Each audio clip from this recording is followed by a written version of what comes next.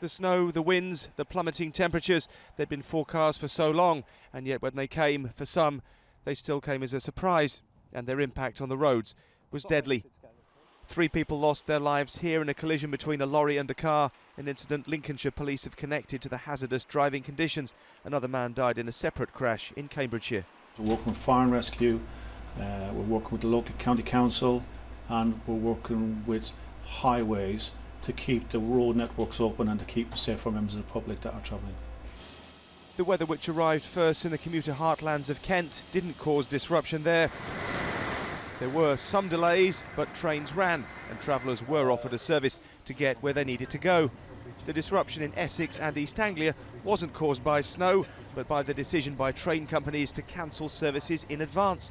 In the event, the snow never came, and neither did the trains.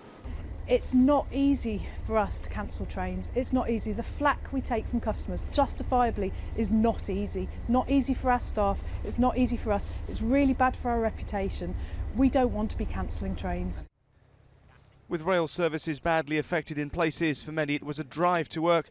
Here in Kent, travellers struggled to get moving along blocked roads. And with the motorways clogged with slow-moving traffic, those who drive for a living did what they could, even using snow chains to stay in motion. People think they're prepared, and then there's people that just are blasé and do nothing about it at all. But yeah, we've been extremely busy. Usual sort of calls with the flat batteries and what have you, and then obviously the weather-related stuff on top of that as well. Meteorologists say it's late in winter for such a sustained block of freezing weather to arrive on our shores, but it meant at least young lambs in North Yorkshire had long enough fleeces to cope. What couldn't cope, the hundreds of schools across the country, in North Wales as well as England, forced to shut because pupils and staff couldn't travel in safety. Throughout the day, up and down the east of the country, there was always the threat of another snowstorm just across the horizon, making its long journey to arrive without warning.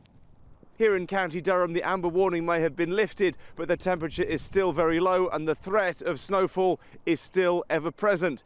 In the space of just a few minutes, a snowstorm can move in from the coast and obliterate the horizon completely. From the southern tip of the country, snow thick on the ground, but the view across the North Sea, a sky full of winter and still on its way. Tonight, the worst of the weather moves north. In Scotland tomorrow, it could be bad enough to present a danger to life. Damon Green, News at 10, Durham.